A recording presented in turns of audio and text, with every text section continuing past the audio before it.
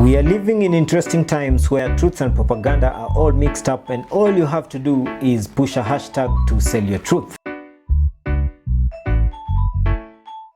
Ladies and gentlemen, welcome to another episode of So Political. Today, we are diving into a topic hotter than the sun in the Sahara. Africa's very own reality TV show, the African Union.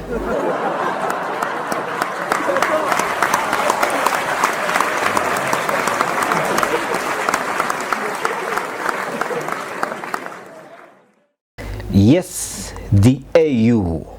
A union that's about as united as our WhatsApp group with your aunties and uncles from every side of the family. 1 minute, they are sending prayers and chain messages. The next, they are at each other's throats on who is hosting the next family reunion.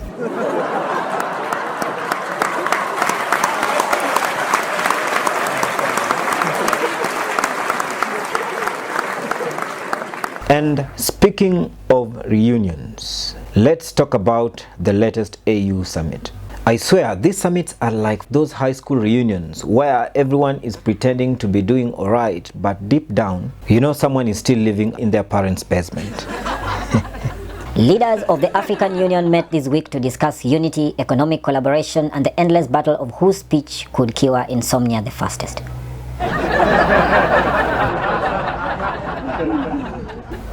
Oh, come on, did you see that handshake?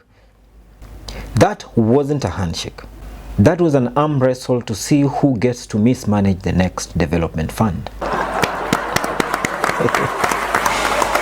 Yeah, right.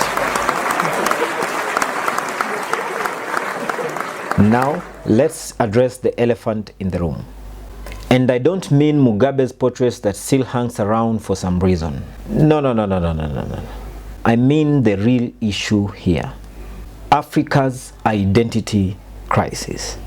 The AU can't decide whether it's a political union, a social club, or an episode of Keeping Up with the African Presidents.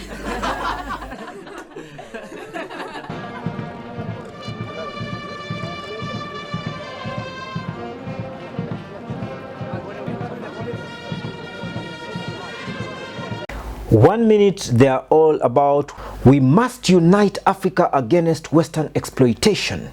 The next minute they are like, by the way, China, could you build us a few roads? And oh, maybe a stadium.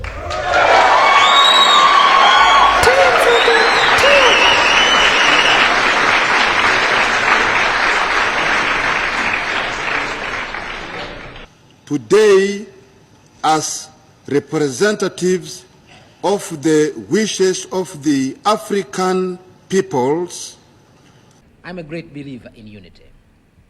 I believe in the old adage, unity is strength. This is truly, it is strength. And of our future progress and prosperity is inextricably bound up with the necessity to unify our policy and actions. We must therefore face the issue of African unity now. For only unity will make the artificial boundaries and regional demarcations imposed by colonialism obsolete and superfluous. So let us be remembered for modernizing, industrialization, and the promotion of unity of the continent. The unity of Africa. Unity. They keep saying unity like it's a magic word that will make our problems disappear faster than the national budget in an election year.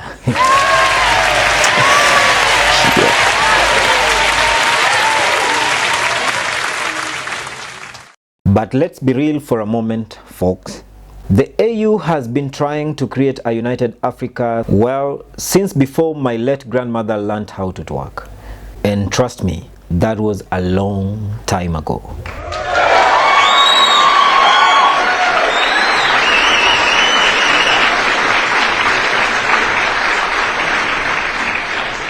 In fact, we have a special guest tonight, an expert on African Union affairs, Give it up for Professor Kwame Delays-Everything. Thank you, Don Santo, for having me here. The AU is committed to progress, but progress takes time. And by time, I mean several decades and maybe another AU Agenda 2063. Professor, I hear you're working on a new book, Waiting for Unity, the AU story. Is that true? Absolutely. And the sequel is already in the works. Unity Delayed, the endless sequel.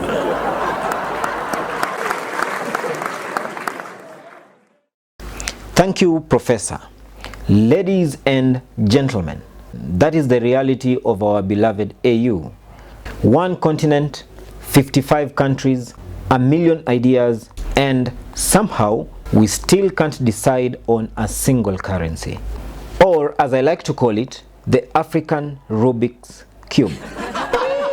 But before we go, let's have a quick look at the AU's achievement scorecard.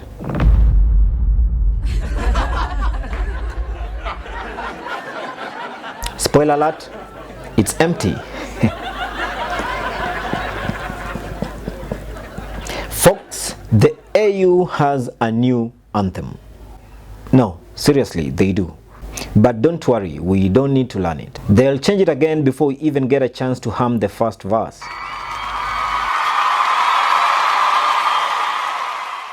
So, what's the solution? How do we solve the AU's identity crisis? Well, it's simple. We either need a serious rebranding or a reality check. Or maybe both. I mean, come on, if you can't decide between unity or disunity, at least give us some good entertainment.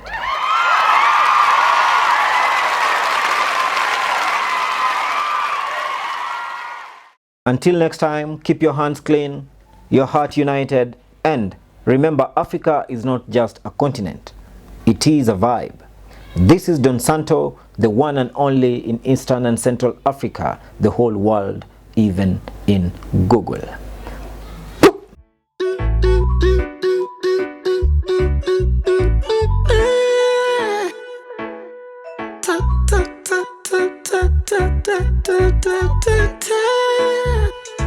What is souls for the goose, souls for the gander? I meet a good people and the feeling me cool. What is good for the mind, it is good for the soul. Ijapokuwa ngumu isikize moyo.